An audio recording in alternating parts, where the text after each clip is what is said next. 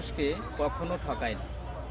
যার ধৈর্য বেশি সে জীবনে সফল বেশি।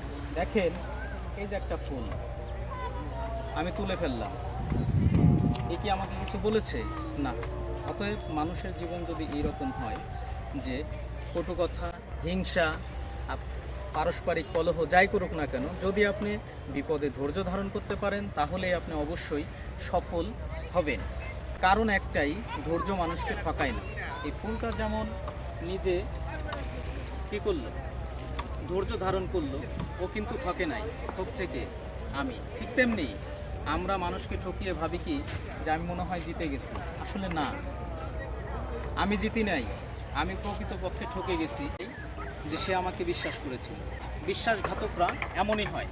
অতএব ধৈর্য ধরুন যে কোনো জায়গায়, যে কোনো অবস্থানে, তাহলে আপনি সফল হবেন।